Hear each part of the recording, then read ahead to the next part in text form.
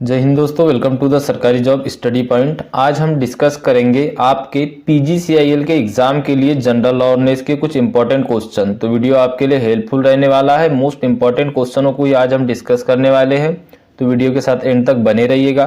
साथ ही साथ मेरी हम्बल रिक्वेस्ट रहेगी आपसे कि आपने अभी तक चैनल को सब्सक्राइब नहीं किया है तो चैनल को सब्सक्राइब करके बेल आइकन को ऑन कर दीजिए और इसी के साथ साथ टेलीग्राम ग्रुप ज्वाइन कर लीजिए। वहां पर आपको सारे पीडीएफ आदि मिल जाते हैं। वीडियो में आगे बढ़ने से पहले मैं आपको एक चीज बताना चाहूंगा कि यहाँ पर स्क्रीन पर जो आपको ई बुक दिखाई दे रही है, इसमें आपका कंप्लीट कोर्स करवाया गया है। पहले भी मुझे किसी स्टूडेंट ने पूछा था, तो मैं यहाँ पे आपको डिटेल में बता देता हूँ आज, उसके बाद हम क्लास को स्टार्ट करेंगे। देखिए इस ई बुक में आपको क्या क्या मिलने वाला है, आप यहाँ पर स्क्रीन पर देख पा रहे होगे। इसमें आपको जो आपका इलेक्ट्रीशियन थ्योरी है, इसके आपको अप्रोक्सीमेटली 1000 क्वेश्चन मिलेंगे। हिंदी और इंग्लिश दोनों लैंग्वेज में मिलेंगे और यह ऐसे सेलेक्टेड क्वेश्चन है जो डिफरेंट एग्जामिनेशन में पूछे जा चुके हैं। इसी के साथ में मैंने आपको सिलेबस के बारे में पहले ही बता दिया था, कहाँ से कैसे पढ़ना है आपको। लेकिन अगर आपको एक सटीक वे में तैयारी करना है तो उसके लिए ई बुक बेस्ट रहने वाली है। आगे आपको कहाँ मिलेगी उसके बारे में भी हम आपको बताएंगे।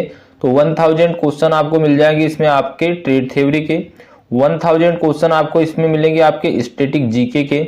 इसी के बाद में मैथ्स के सारे टॉपिक इसमें कंप्लीट करवाए गए हैं आपसे, और रीजनिंग के भी सारे टॉपिक इसमें कंप्लीट करवाए गए हैं। बात करें अगर हम इंग्लिश की, तो इंग्लिश भी आपका इसमें पूरा कवर कर दिया गया है। इसी के साथ में प्रैक्टिस के लिए इसमें अलग से क्वेश्चन है। अगर एग्जाम ने यहाँ से भी थोड़ा बाहर जाता है जनरल अवेयरनेस में, अगर आपको साइंस आदि के क्वेश्चन पूछे जाते हैं तो इसमें आपका साइंस भी कवर हो जाएगा। साइंस का भी पार्ट इसमें हमने ऐड किया है, जो क्वेश्चन टेक्निकल एग्जाम में बन सकते हैं। अधिकतर आप देखते होंगे कि आपका जो वर्कशॉप कैलकुलेशन एंड साइंस होता है, यहाँ से कुछ क्वेश्चन पूछे चले जाते हैं जब जनरल अवेयरनेस की बात आती है। तो वो क्वेश्चन भी यहाँ पर इंक्लूड किए गए हैं ताकि आपको कहीं भी भटकना ना पड़े।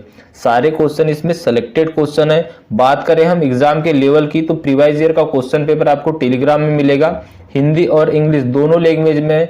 तो आप जाइए टेलीग्राम ग्रुप ज्वाइन कीजिए, वहां पर पेपर का आकलन कीजिए, किस टाइप के क्वेश्चन आपको पूछे जाते हैं। सारा सिलेबस आपको उसी टाइप में यहाँ पर दिया गया है।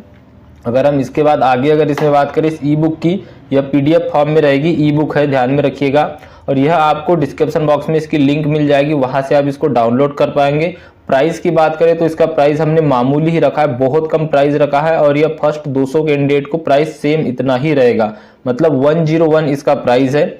अगर कोई भी आपकी क्यूरीज हो, आगे की जानकारी अगर आपको और भी कुछ चाहिए, तो आपको डिस्क्रिप्शन बॉक्स में नंबर मिलेगा, वहां पर आप व्हाट्सएप पर एसएमएस कर सकते हो। देखिए अगर एग्जामिनेशन की बात की जाए तो यहाँ पर थोड़ा सा समझिए, अप्रोक्सीमेटली 60 डे आपके पास अभी बचे हुए। लगभग आप जनवरी के एंड तक आपको एग्जाम डेट देखने को मिल जाएगी। आप सभी जानते होंगे कि आपके पास यह दिसंबर और इसके बाद में जनवरी का महीना बचा हुआ है। अगर आप एक बेहतरीन वे में तैयारी करना चाहते हो तो चैनल के साथ जुड़े रहिएगा, हम आपके लिए क्लासेस आदि भी लेके आएंगे। और इसी के साथ में कंटेंट आपको पूरा यहाँ पर उपलब्ध करवा दिया गया है, जिसमें कि आपका ट्रेड थ्योरी आ जाएगा, मैथ्स आ जाएगा, जीके आ जाएगा, रीजनिंग आ जाएगी, इंग्लिश आ जाएगी। सारा कुछ यहाँ पर आपको अवेलेबल करवा दिया है और बहुत ही कम प्राइस में ई बुक आपको मिल जाएगी। अगर आप एक बेहतरीन तरीके से प्रैक्टिस करना चाहते हो तो उसके लिए बेस्ट रहने वाली है। लिंक आपको वीडियो के डिस्क्रिप्शन बॉक्स में मिलेगी। इस ई बुक की जितनी प्राइस थी, हमने उसका 10% भी यहाँ पर चार्ज नहीं किया। इससे भी कम प्राइस में यहाँ पर आपको सारा कंटेंट उपलब्ध करा दिया गया। बात करें इंग्लिश की, तो पूरा इंग्लिश में कवर हो जाएगा। आप देख सकते हो यहाँ पर स्क्रीन पर मैं इतना ज्यादा नहीं दिखा सकता, लेकिन कुछ कंटेंट यहाँ पर भी मैं दिखा रहा हूँ आपको। तो इंग्लिश भी आपका यहाँ से कवर अप हो जाएगा सटीक वे में, जो आपको पूछा जाता है या अगर किसी वनडे एग्जाम में पूछा जाता है वही टॉपिक इसमें कवर किए गए। बात करें रीजनिंग की, तो सेलेक्टेड टॉपिक ये जहां से आपके क्वेश्चन बनते हैं। आप सबसे पहले काम कीजिए, प्रीवियस ईयर क्वेश्चन पेपर को देखिए कि आपको क्वेश्चन किस लेवल के पूछे जाते हैं। सेम लेवल आपको इस बुक में भी दिखाई देगा, इस ई बुक या इस पीडीएफ में भी दिखाई देगा। तो चलिए हम क्वेश्चनों की ओर आगे बढ़ते हैं। सबसे पहला क्वेश्चन क्या है आपका, मैं आपसे एक हम्बल रिक्वेस्ट करना चाहूंगा, वीडियो को एंड तक वॉच कीजिए और बाद में अपनी राय कमेंट बॉक्स में कमेंट करके जरूर दीजिएगा। क्लास आपको कैसी लगी, साथ ही साथ वीडियो को लाइक जरूर कीजिएगा। देखिए फर्स्ट क्वेश्चन है आपका, अरुंधति राय ने अपनी किस पुस्तक के लिए 1997 में मेन बुकर पुरस्कार जीता था। क्या बोला है क्वेश्चन में कि जो अरुंधति राय थी, इनको मेन बुकर पुरस्कार मिला गया था। कब मिला था, ध्यान में रखिएगा, 1997 में मिला था। तो यह किसके लिए मिला था, किसके लिए मिला था, तो ध्यान में रखिएगा यह किसके लिए मिला था, the god of small things. क्या, the god of small things के लिए अरुंधति राय को बुकर पुरस्कार मिला था। इंपॉर्टेंट क्वेश्चन रहेगा, ध्यान में रखिएगा। देखिए क्वेश्चनों का लेवल वही रहेगा जो आपके एग्जाम में पूछा जा सकता है, यहाँ पे आप इनको देख सकते हो। चलिए अगला क्वेश्चन है, निम्नलिखित में से कौन मेघालय का लोक पर्व या त्योहार नहीं है? देखिए आपको ऑप्शन क्या है, नोक्रेम नृत्य, यहाँ पर आप देख सकते हो, मैं आपको डायरेक्टली आंसर बता देता हूँ। मोपिन जो है यहाँ पे बांग्ला नृत्य, या इसी के बाद में बात करें बिह दिनाखलम, तो यह सब जो है यह मेघालय के नृत्य है, लेकिन मोपिन जो है यह मेघालय का नृत्य नहीं है। तो यहाँ पर 4 नंबर का डी यहाँ पे आपका करेक्ट आंसर रहेगा। नेक्स्ट है, सोलंग निम्नलिखित में से किस भारतीय राज्य का स्वदेशी त्योहार है? ध्यान में रखिएगा, सोलंग कौन सा? सोलंग की बात की जा रही है और सोलंग है अरुणाचल प्रदेश का। डी यहाँ पे आपका राइट आंसर रहने वाला है। नेक्स्ट है, राजस्थान के किस लोक संगीत को पानी और बारिश की प्रशंसा करने के लिए गाया जाता है? बताइए। राजस्थान का एक पनिहार ऐसा नृत्य है, ध्यान में रखिएगा, ऑप्शन नंबर 2 करेक्ट हो जाएगा। पनिहार ऐसा नृत्य है जिसको कि बारिश की प्रशंसा में या पानी की प्रशंसा में गाया जाता है।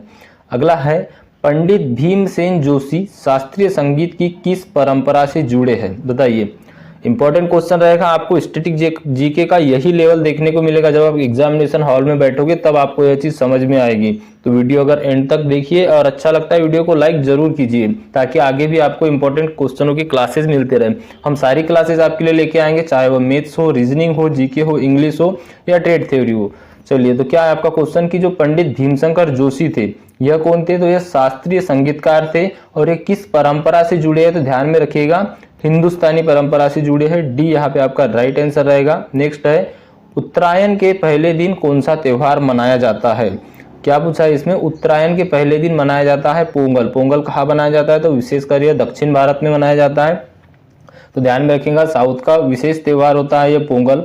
अगला क्वेश्चन देखिए, नेक्स्ट है आपका, कर्नाटक का कंबाला त्योहार अनिवार्य रूप से किसके साथ जुड़ा रहता है? तो यहाँ पर क्या होता है, बेसिकली दौड़ करवाई जाती है, जिसको कि आप भैंसा दौड़ या भैंस दौड़ कह सकते हो। तो बी यहाँ पे आपका करेक्ट आंसर रहेगा।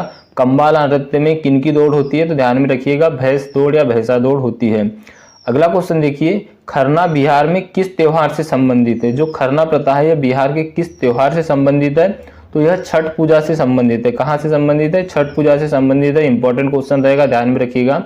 नेक्स्ट क्वेश्चन देखिए, अल्बर्ट आइंस्टीन को नोबेल पुरस्कार किसके लिए सम्मानित किया गया था? तो अल्बर्ट आइंस्टीन जो थे इनको प्रकाश विद्युत प्रभाव के लिए मिला था। तो आपका जो राइट आंसर रहेगा वो क्या रहेगा? ऑप्शन नंबर 4 रहेगा।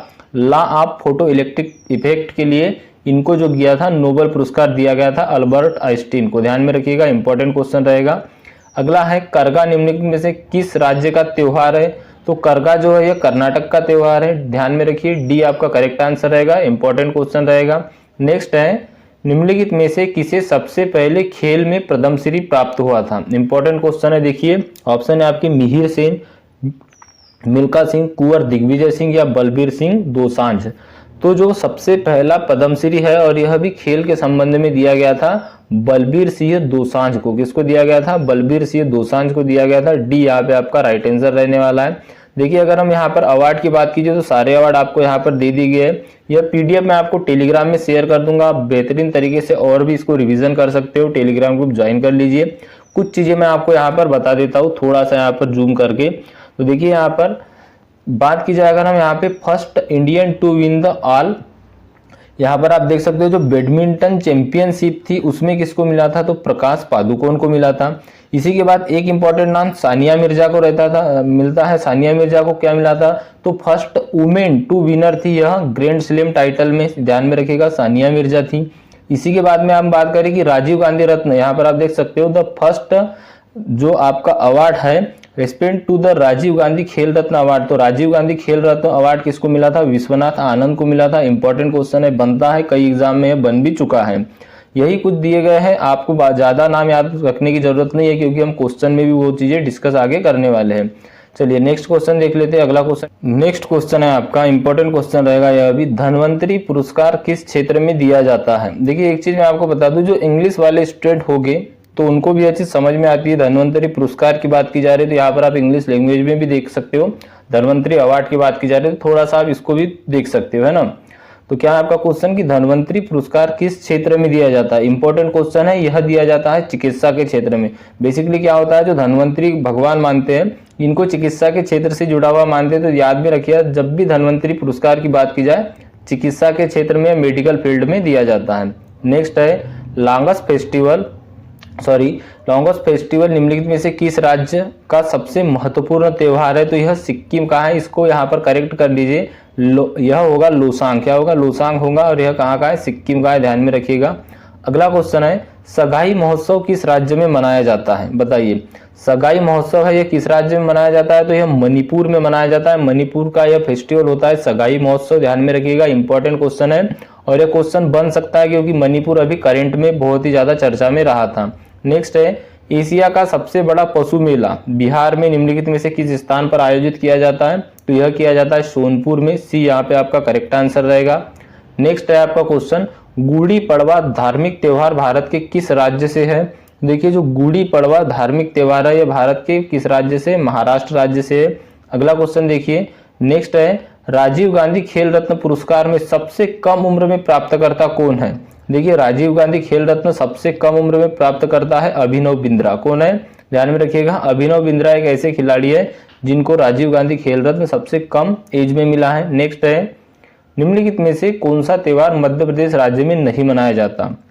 ऑप्शन है आपके पचमढ़ी उत्सव, तानसेन संगीत समारोह, चापचर कूट महोत्सव या खजुराहो नृत्य समारोह। तो देखिए, इसका करेक्ट आंसर आप ध्यान में रखिएगा, चापचर कूट महोत्सव जो है यह मध्य प्रदेश में नहीं मनाया जाता। तानसेन संगीत समारोह, खजुराहो नृत्य और पचमढ़ी उत्सव, यह तीनों ये मध्य प्रदेश के ही उत्सव है। अगला है, भगवान जगन्नाथ की रथ यात्रा किस राज्य का प्रसिद्ध त्योहार है? तो देखिए, भगवान जगन्नाथ की रथ यात्रा आप सभी जानते हो कि पूरी उड़ीसा, तो यह कहाँ आ जाएगा? आपका उड़ीसा करेक्ट आंसर हो जाएगा। ये यहाँ पे आपका राइट आंसर रहेगा। अगला है, भारत रत्न पुरस्कार किस वर्ष में स्थापित किया गया था? जो भारत रत्न पुरस्कार दिया गया था, भारत रत्न अवार्ड जो है, यह किस वर्ष से देना स्टार्ट हुआ? तो 1954, ध्यान में रखिएगा, 1954 से मतलब इसको स्टार्ट किया गया था। तो इसकी नींव कब रखी गई थी? 1954 में। इंपॉर्टेंट क्वेश्चन रहेगा, ध्यान में रखिए। स्टैटिक जीके का बहुत अच्छा क्वेश्चन है जो अधिकतर बार पूछा जाता है। नेक्स्ट है, वांगला महोत्सव निम्नलिखित में से किस राज्य का फसल त्योहार है? देखिए, जो वांगला महोत्सव है कहाँ का है? तो यह है मेघालय का। कहाँ का है? मेघालय का है। सी राइट आंसर रहेगा आपका। नेक्स्ट है, ओलंपिक पदक जीतने वाली पहली भारतीय महिला कौन थी? तो देखिए, ओलंपिक पदक जीतने वाली पहली भारतीय महिला थी कर्णम मल्लेश्वरी। कौन थी? कर्णम मल्लेश्वरी। दोस्तों ध्यान में रखिएगा, हम स्टैटिक जीके का पार्ट यहाँ पर डिस्कस कर रहे हैं। स्टैटिक जीके में जो आपको क्वेश्चन पूछा जाना है, बेसिकली यही लेवल उनका रहने वाला है। तो आप इस लेवल के क्वेश्चन अधिक से अधिक यहाँ पर स्टडी कीजिए। साथ ही साथ हम क्लासेज आदि आपके लिए लेकर ही आते हैं, और कंटेंट आपको पूरा एकदम मजबूत और बेहतरीन तरीके से हमने पहले ई बुक में आपको दे दिया है। क्वेश्चन क्या है आपका? कृष्णा और गोदावरी नदियों के डेल्टा के बीच कौन सी मीठे पानी की झील है? देखिए, कृष्णा और गोदावरी नदियों के बीच में पूछा इन्होंने, इनका जो डेल्टा है, इनके बीच मीठे पानी की झील है कोलेरू झील। कौन सी है? कोलेरू लेक जो है या कोलेरू झील जो है, यह कृष्णा और गोदावरी नदी के डेल्टाओं के बीच में है, और यह कैसी है? तो यह मीठे पानी की झील है। अगला है, नर्मदा और ताप्ती नदियों के बीच चलने वाली पर्वत श्रृंखला कौन सी है? तो बताइए, नर्मदा और ताप्ती नदियों के बीच कौन सी पर्वत श्रृंखला चलती है? तो वह चलती है सतपुड़ा रेंज या सतपुड़ा पर्वत श्रृंखला आप कह सकते हो। यह नर्मदा और ताप्ती नदियों के बीच में है। चलिए, अगला क्वेश्चन है, निम्नलिखित में से कौन सी नदी जबलपुर के पास धूधर जलप्रपात बनाती है? तो देखिए, यह होता है धुआंधार जलप्रपात, और यह कौन सी बनाती है? तो यह नर्मदा नदी बनाती है। तो जबलपुर के पास धुआंधार जलप्रपात कौन बनाता है? नर्मदा नदी बनाती है। इंपॉर्टेंट क्वेश्चन रहेगा। नेक्स्ट है, तवा नदी निम्नलिखित में से किस नदी की सहायक नदी है? तो तवा नदी जो है यह नर्मदा नदी की ही सहायक नदी है। इसी के साथ में अगर हम बात करें तो शक्कर, हाथी आदि नदी भी जो है यह नर्मदा नदी की ही सहायक नदियां हैं। नेक्स्ट है, निम्नलिखित में से कौन सी कृष्णा की सबसे बड़ी सहायक नदी है? तो देखिए, कृष्णा की सबसे बड़ी सहायक नदी है तुंगभद्रा नदी। तो ध्यान में रखिएगा, कृष्णा नदी की सबसे बड़ी सहायक नदी के बारे में जब भी पूछा जाए, तुंगभद्रा नदी आपका यहाँ पे करेक्ट आंसर रहेगा। नेक्स्ट क्वेश्चन देखिए, यमुना नदी के समांतर बहती है? तो देखिए, यमुना नदी जो है यह गंगा नदी के समांतर बहती है। तो बी यहाँ पे आपका सेकेंड नंबर का राइट आंसर रहेगा। अगला क्वेश्चन देखिए, आपको क्या पूछा गया है? कौन सी नदी अरब सागर में नहीं गिरती? बताइए, नर्मदा, ताप्ती, पेरियार या महानदी? तो यहाँ पर आप ध्यान में रखिएगा, महानदी जो है यह अरब सागर में नहीं गिरती। तो डी यहाँ पे आपका राइट आंसर रहेगा।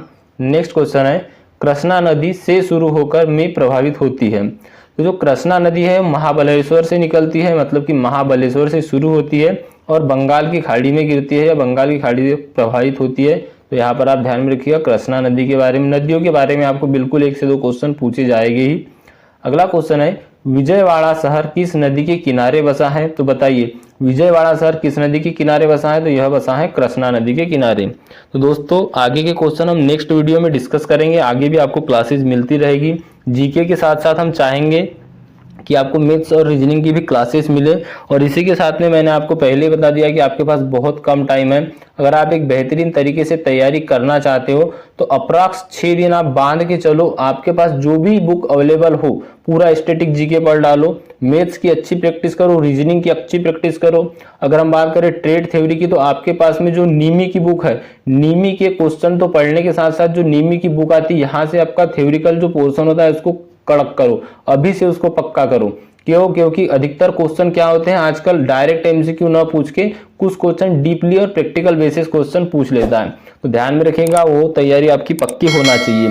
और अगर आप चाहते हो कि आपकी एक बेहतरीन तरीके से तैयारी हो, सारा कंटेंट आपको एक साथ मिल जाए, तो हमने पहले ही आपको ई बुक के बारे में बताया, सारी जानकारी आपको वहां पर दे दी गई है। और अदर कोई आपकी क्यूरीज रहती है, कोई क्वेश्चन रहता है तो कमेंट बॉक्स में कमेंट करके जरूर बताइएगा। आज की क्लास आपको कैसी लगी कमेंट बॉक्स में कमेंट करके जरूर बताइएगा। साथ ही साथ मिलते हैं अगले वीडियो में, तब तक के लिए thank you and bye bye.